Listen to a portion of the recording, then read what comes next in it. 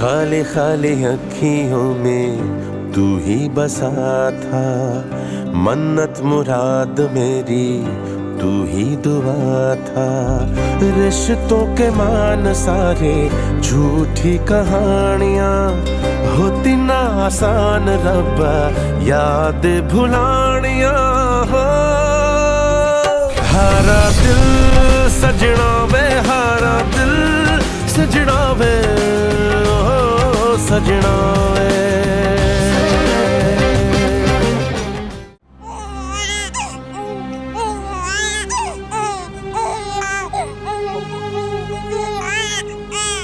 دهنتو ببند. چه شده اینقدر گریه میکنی؟ بهم گفتی خیلی زود میاد ولی هنوز نرسیده.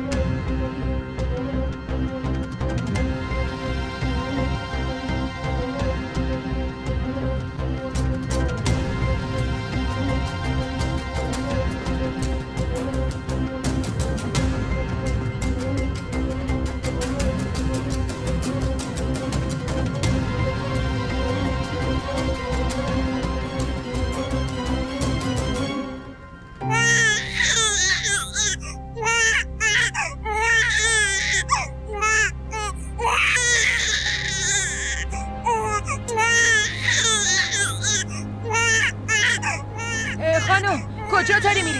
بیا بچه تو بگیر، داره گریه میکنه. صبر کن خانم. هی آقا با شما. ببینین بچه رو ول کرد و رفت.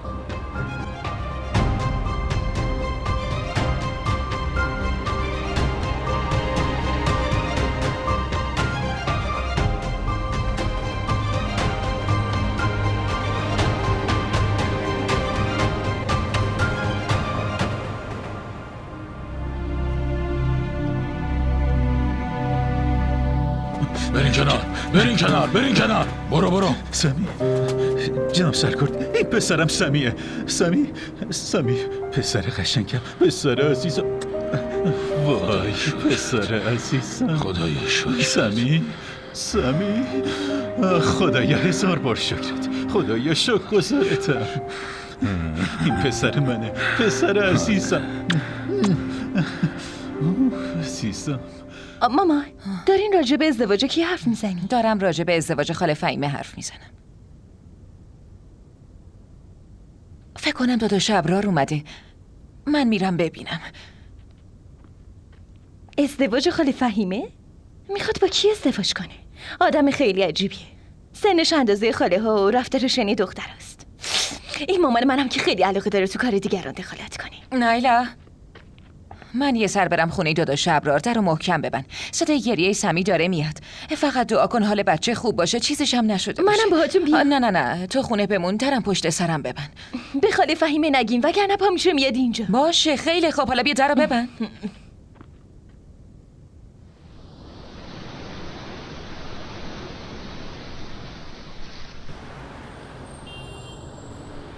چشمتون خیلی روشن که سمی سعی و سالم پیدا شد. این همش لطف خداوند بود. بدون شک لطف کرده. شما میدونی که من همه این شب اصلا نتونستم بخوابم. همش سر سجاده بودم و پیش خدا دعا میکردم که سمی سعی و سالم دوباره به خونه برگرده. میدونی من خودم مثل یتیما بزرگ شدم. برای همین ناراحتی بچه‌ها رو نمیتونم ببینم. همین که زیبا بهم گفت سمی پیدا شده میخواستم همون لحظه بیام اما بعدش فکر کردم همه روز شما هم خسته شدین و باید استراحت کنین. حالا بگین این گل پسر ما کجاست؟ حالش خوبه؟ من میتونم ببینمش؟ اون کجاست؟ من میخوام اونو ببینمش. اون داخل اتاقه. اونجاست؟ سمی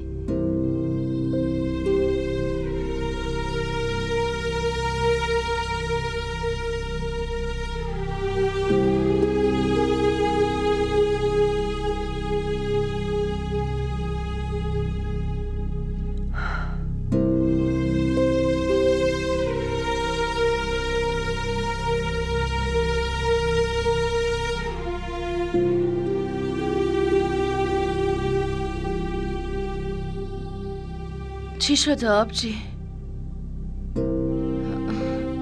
چرا نگران به نظر میرسی؟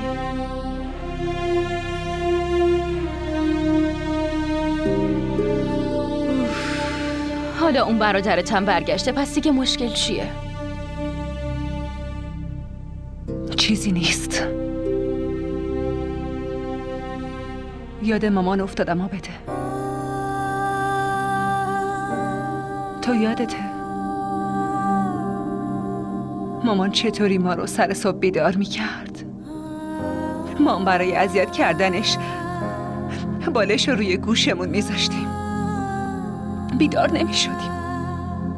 حالا امروز با یه صدای کوچیک بیدار میشیم.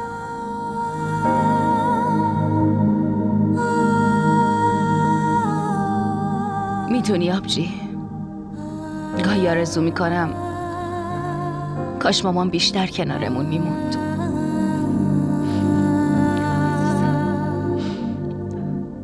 وقتی فکر میکنم چی داره خوب پیش میره، یه اتفاق بد میفته. منم از همین میترسم بده که نکنه خاطرات مامان از این خونه پاک بشه. من نمیذارم همچین اتفاقی بیفته.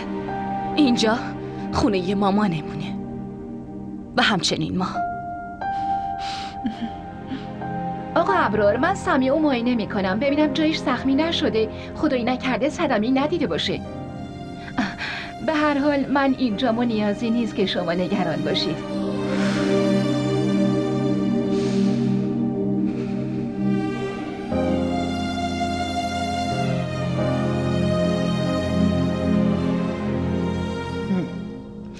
درست مثل تو فیلم ها اتفاق افتاده. بچه دزدی شده. پلیس هم رفتن تو ایستگاه قطار رو گشتن و بچه رو پیدا کردن. و شما آقا عرفان تو چه دنیایی زندگی میکنی؟ رفتارتون باعث میشه همه شما رو احمق فرض کنن. بابا مامان داره راست میگه. پلیس هم یه روزه بچه رو پیدا کردن، اونم تو همچین شهری که از صبحش یه بچه دزدیده میشه و از تا یه دزدش هم هیچ خبری نبوده. ببین من علاقه‌ای ندارم راجع به این موضوع حرف بزنم. فهمودم شما دوتا کار خیلی سختی. اینقدر ساده نباش. ابرار حسن برای به دست آوردن پول با شما همدردی کرده و به خاطر همینم این نقش رو بازی کرده. اما نتونست تو این نقش موفق بشه چون شما این موضوع با پلیسا در میون گذاشتین. کافیه دیگه. مگه نگفتم نمیخوام راجع به این موضوع حرف بزنم؟ من اینجور آدم‌ها رو خیلی خوب میشناسم. برای 2-3 روزی بچه‌شون رو پنهان میکنن و بعدش یه نمایش به پا میکنن تا اینکه شما با کلی پول برای نجات اونا برین، چون شما آدم خیلی ساده و دلسوزی هستین و اون از این موضوع مطلعه و تمام پولی که شما بهشون تقدیم میکردین یک راست میرفت تو جیب ابرار حسن.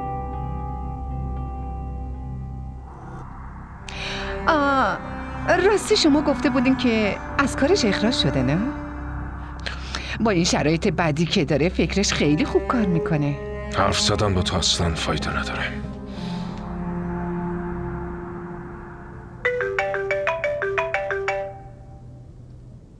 الو، سلام فزه. حالت چطوره دخترم؟ از جبار شنیده بودم که به خاطر امتحاناتت مریض شدی. الان خوبی؟ خدا رو شکر.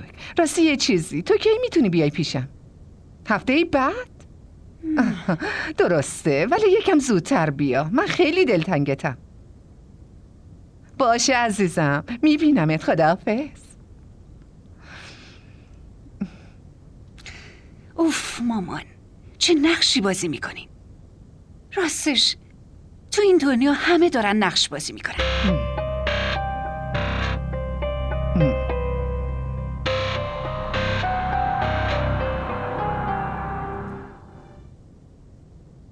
اتفاقی که دیروز افتاد منو خیلی ترسونده.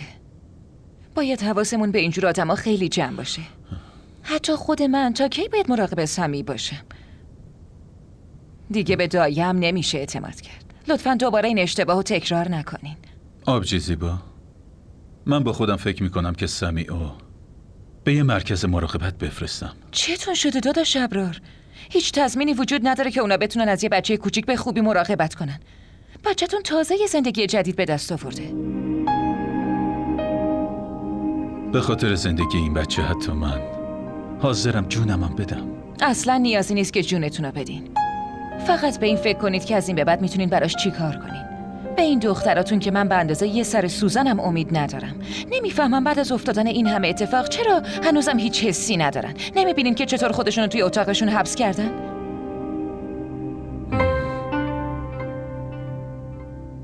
من برای تمام مشکلاتتون یه راه حل دارم. این حرفو قبلا هم به شما گفته بودم و الانم میخوام دوباره تکرارش کنم.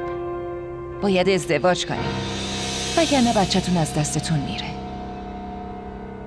ای بابا آبجی زیبا، با وجود نامادری هم ممکنه بچه اذیت بشه. تا حالا هم نتونستم غم شکفته رو فراموش کنم. اون وقت شما میگین که من جاشو به یکی دیگه بدم؟ نه، من نمیگم جای اونو به یکی دیگه بدین. اون مادر بچه‌هاتون بود و همیشه هم میمونه. الان شاید خیلی درست به نظر نرسه، ولی در واقعیت این بچه به مادر نیاز داره، حتی اگه اون مادر واقعیش نباشه. شما ببینین چند وقت دیگه که مؤمنه با عابده ازدواج کنن، بعدش خودتون باید به همه مسئولیت‌های اون رسیدگی کنین.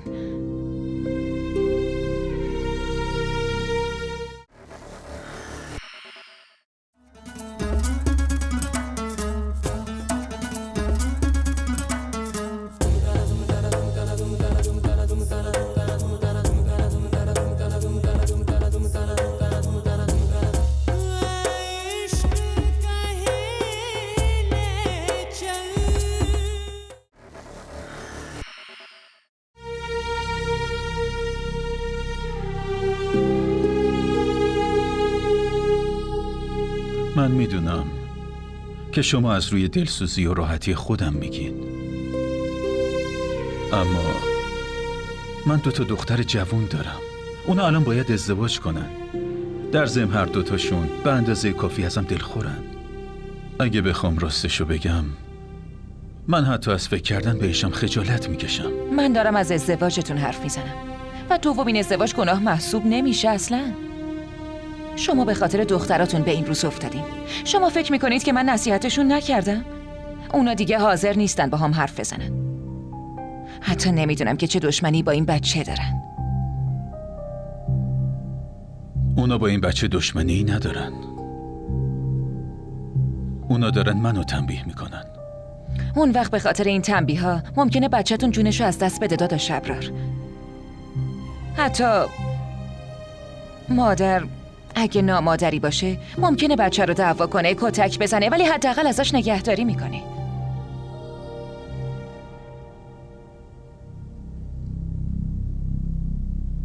خب تنها کسی که میتونه بهترین مادر برای بچه‌تون باشه فهیمه است.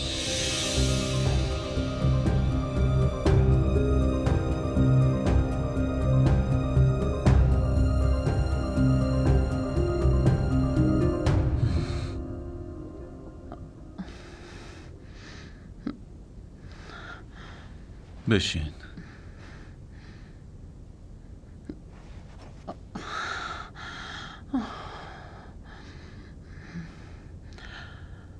فکر کنم زندگی منو 15-20 سال عقب برده. شما یادتونه؟ وقتی مؤمنه به دنیا اومده بود من بیش از حد چاق شده بودم. به خاطر همین دکتر گفت برم پیاده روی، اما شما بیشتر از من خسته می شدین چون مجبور بودین که با من هم قدم بشین. خب راستش من همیشه به خودم یادآوری میکردم که آقا ابرار، تو قول یه عمر با هم بودن رو بهش دادی. حالا از یه ذره قدم زدن میترسی؟ به قولتون خوب عمل کردین، همچنانم ادامه داره. همیشه فکر میکنم که چه کار خیری کردم که خداوند شما رو نصیبم کرده. ای بابا ول کن، محض رضای خدا، محض رضای خدا. اینقدر از این حرفای بزرگ و سنگین نزن. منو خجالت زده میکنی.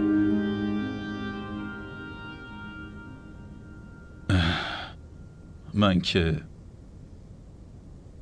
همیشه دوستت داشتم، اما این که ازت قدردانی کنم شاید خیلی کم پیش اومده باشه. اینو همیشه به خاطر میسپرم. 2 دختر، الانم یه پسر، همینطور شما. اینا بزرگترین دارایی زندگی منم. من دیگه از خدا چی میخوام؟ خانم، تو واقعا خوشحالی؟ همین خوشحالی ها باعث میشه که من خسته نشم، وگرنه این شرایط خیلی سخته.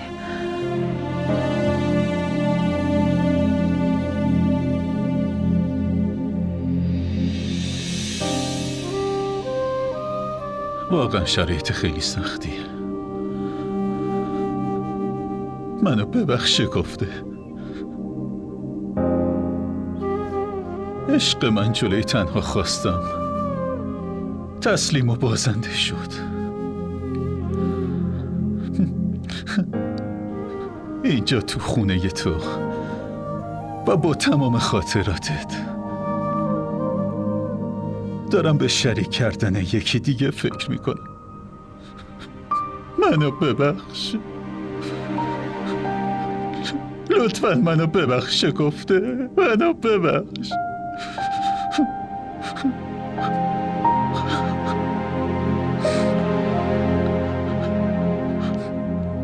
خواهش میکنم منو ببخش.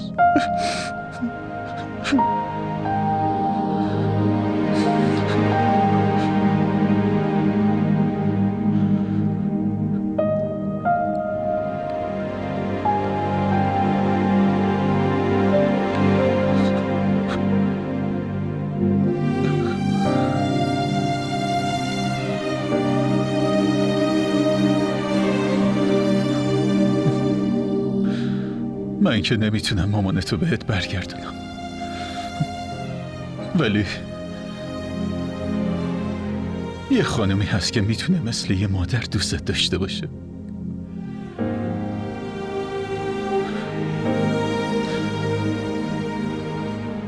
همه ی زنها مادرن و تو زمانی که زنده‌ان وفادار میمونن، ولی مادرت منو ببخش گفته، منو ببخش.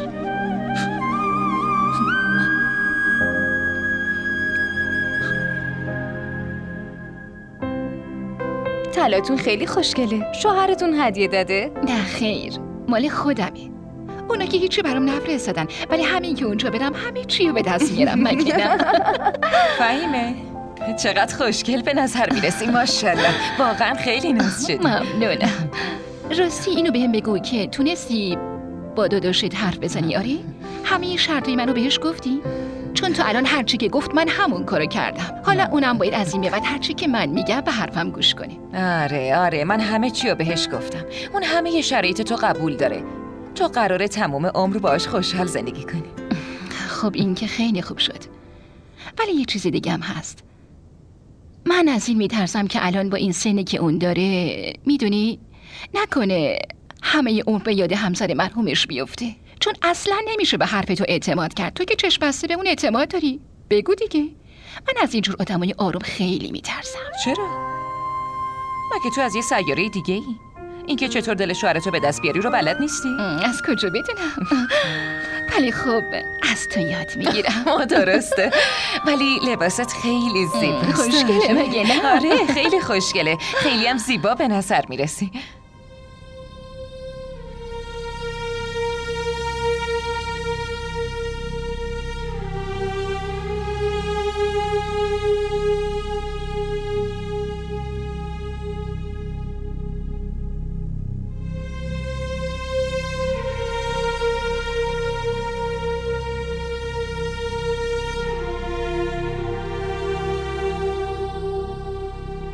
داداش ابرار، لطفاً بچه را بدین به من. میبرمش تا با مامان جدیدش آشنا بشه. فهیمه برای بغل کردنش خیلی بیقراره.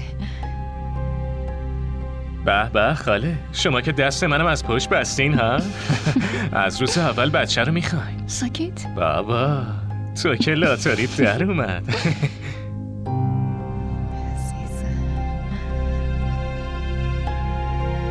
ما را در شبکه‌های اجتماعی دنبال کنید. بفرما فهیمه. اینم یه هدیه ناز و کوچولو. مهریه رو میخواین الان بدین یا همین که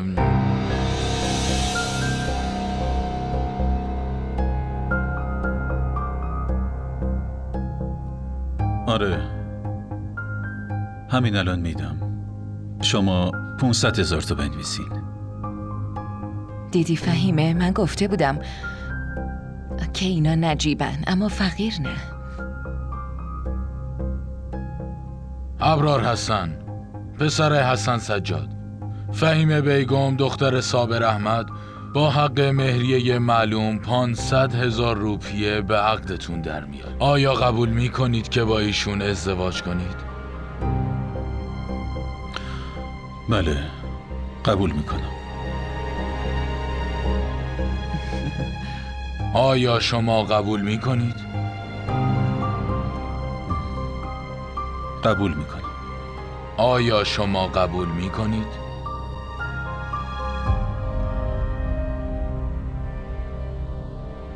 بله قبول میکنم. مبارکه، امضا کنید.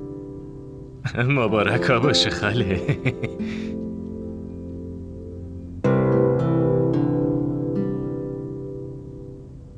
آبجی گشت و گذار با دوستا که گناه نیست. تو یه جوری نصیحت میکنی که انگار چه اتفاقی افتاده. تو هم برام مامان شدی. حرفمو گوش کن. خودت خوب میدونی که مامانم دوست نداشت اینجوری بعد دانشگاه با دوستات بری بیرون. میدونی دیگه من چند بار بهت گفتم که این کارا رو نکنی ولی تو هر بار تکرار میکنی. باشه هر وقت خواستم برم بهت خبر میدم. خوبه؟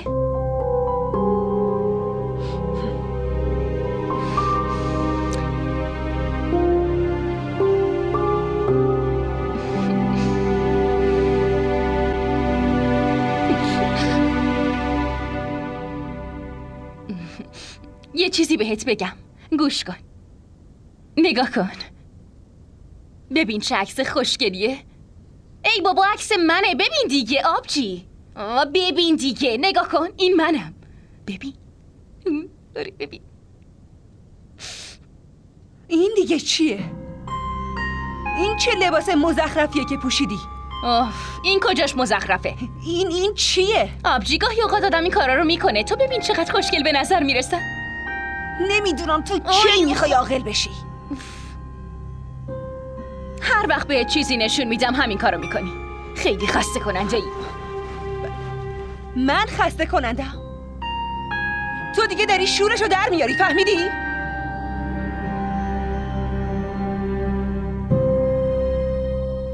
نمیدونم بابا کجا مونده. سمی هم نیست. در خونه خاله زیبا هم که قفله.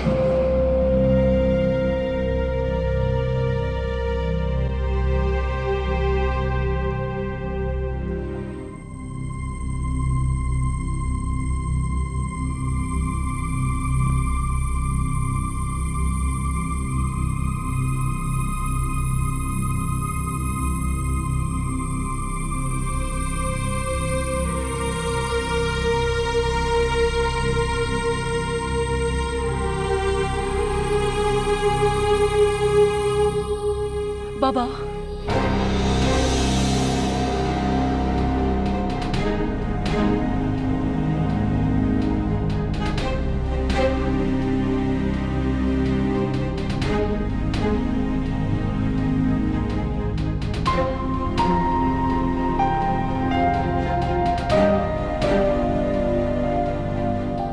بیارین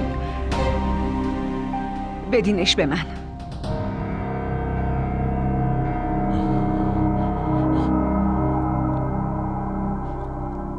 بدینش.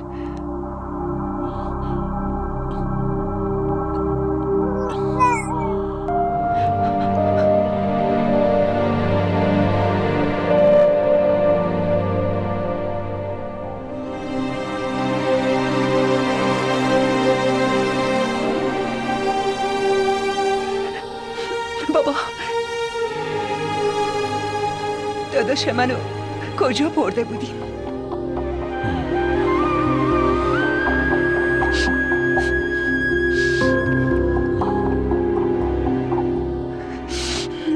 سمی،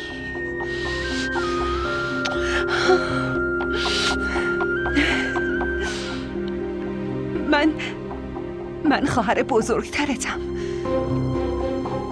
با من تازه آشنا شدی. پس لطفاً گریه نکن.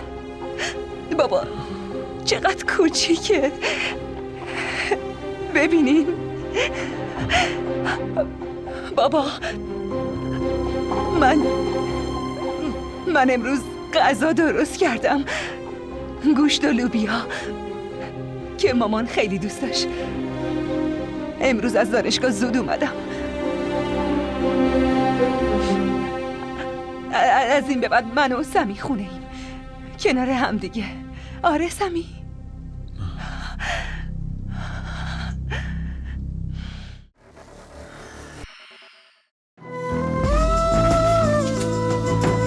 این دیگه چیه نوشتین؟ چرا پاک نمیشه؟ این اسم دیگه از دستت پاک نمیشه. عروس شدم یکی از بزرگترین آرزوهای هر دختره، اما فکرشم نمی کردم که اینجوری بخوام عروس بشم.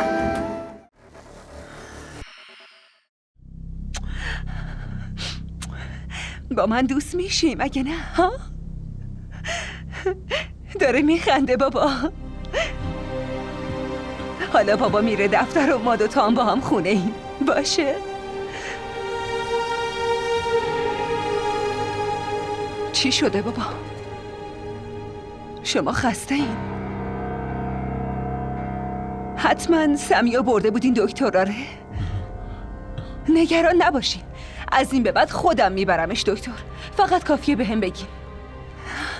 مگه نه سمی؟ با هم میریم باشه؟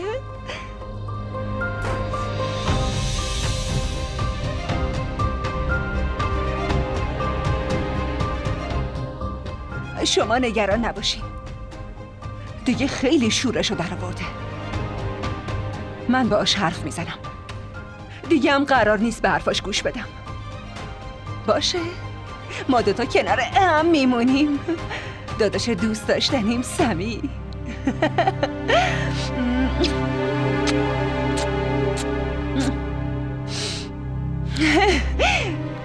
بابا برین لباستون رو عوض کنین، من غذا رو میکشم. باشه؟ بعدم با هم غذا میخوریم.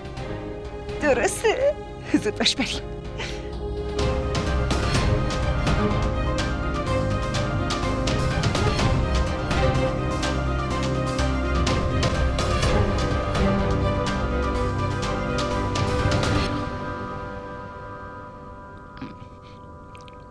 راستی خاله خیلی جالبه. من که دلیل این ازدواجتون رو متوجه نشدم.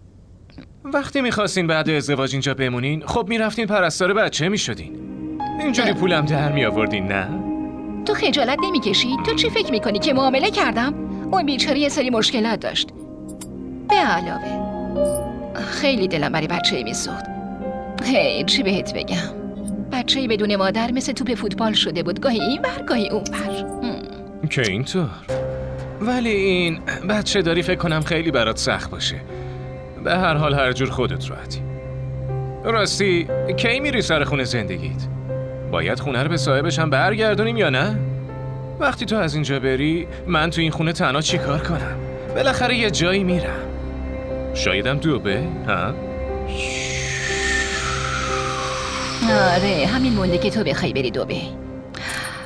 فعلا که منتظرم اون با دختراش حرف بزنه.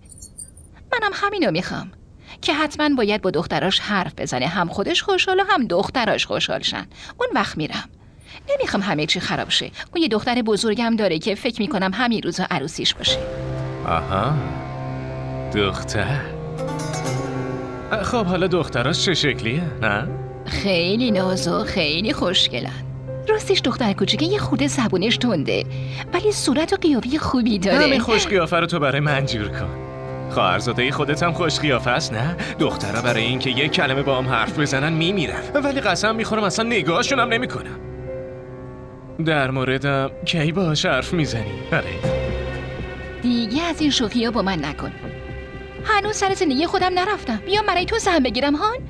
گوش کن، من حرفم میزنم، دخترم برات میگیرم، اما یه چیزی رو فراموش نکن. این موضوع از ذهنت خارج بشه برات خوب نمیشه. به مامانت هم چیزی نگو، فهمیدی؟ آخه چه دلیلی داره به کسی بگم؟ باشه، به مامانم هم نمیگم. فقط حواست باشه. خواستی بری خونه شوهرت؟ منم با خودت ببر. این خواهرزاده عزیزتو فراموش نکنی. تموم شد؟ حالا برو، میخوام بخوابم. قراره صبح زود آقا ابرار بچه رو بیاره پیشم، خودشم بره دفتر. غذامو نخوردم. راستی این غذا رو کی درست کرده؟ اون رستوران سر کوچم. خیلی خوشمزه است. خب خاله، شب بخیر. شب تو هم بخیر. ما را در شبکه‌های اجتماعی دنبال کنید. چایی؟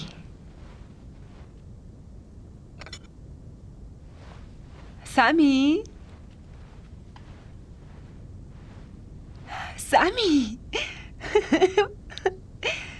بابا این چقدر ناز و گوگولیه کوچولوی من. امشب میبرمش پیش خودم. بی خیال دخترم، اگه شب بیدار بشه تو رو هم از خواب بیدار میکنم. بیدار بشم چی میشه؟ ما با هم بازی میکنیم، حرف میزنیم. باشه سمی؟ یه چیزی، من فردا دانشگاه نمیرم، همه یه روزو پیشش میمونم. بابا هیچ میدونین که چقدر حرف برای گفتن باهاتون دارم.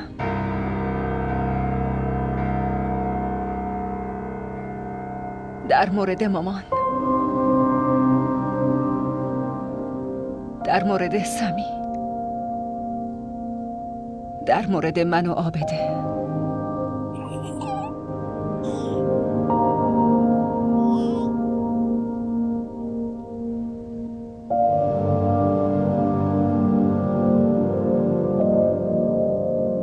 الان دیگه دیر نشده دخترم. تو باید خیلی چیزا میشنیدی، حتی باید خیلی حرفا میزدی در مورد خودمون.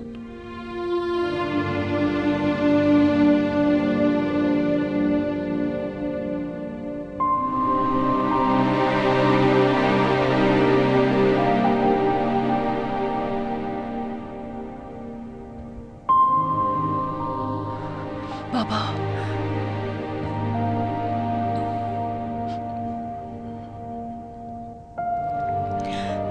گاهی اوقات این زندگی اونجور که میخوایم نیست. هر روز یه درس جدید برامون داره. درسته، قبول دارم که خیلی دیر شده، اما هنوزم کلی زمان داریم. اون زمان الان دست ماست.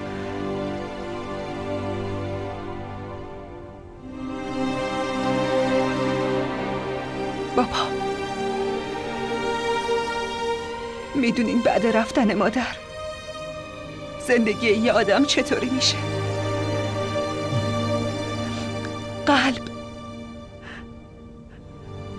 قلب آدم درد میگیره. دیگه آدم نمیتونه چیزی رو ببینه.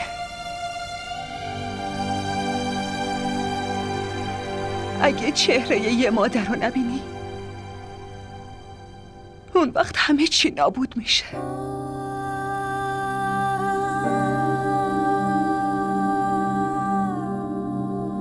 روزا بالاخره یه جوری میگذره بابا، اما شب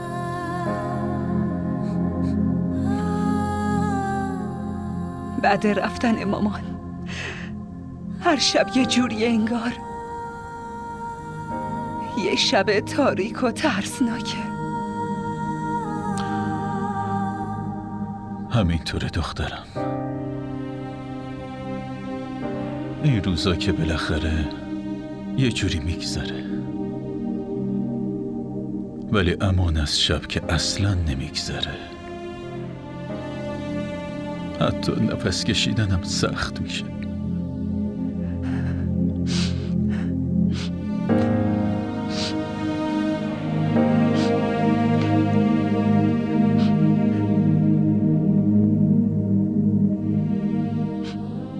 بابا، متاسفم.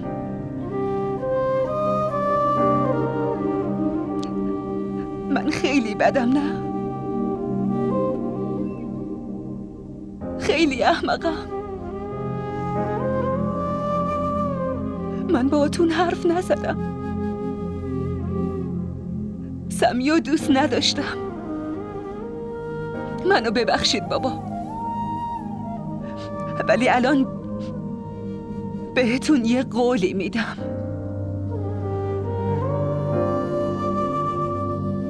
که حتی بیشتر از خودم مراقب سمی باشم. این آخرین یادگاری مامانمه.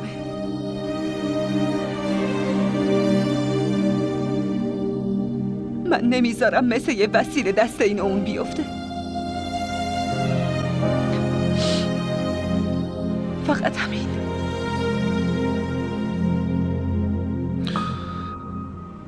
زنده باشی دخترم، زنده باشی.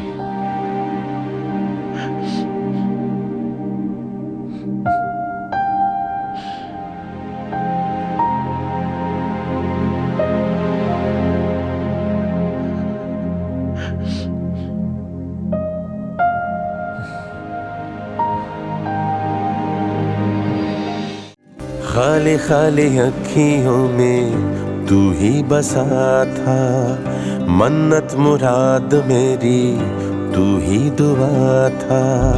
रिश्तों के मान सारे झूठी कहानियाँ, होती ना आसान रब्बा याद भुलानियाँ। DDTV ارائه کننده بزرگترین سریال های درامای ترکی، کره‌ای، پاکستانی دوبله شده به فارسی می باشد. لطفاً سابسکرایب کنید و عضوی از خانواده ما شوید.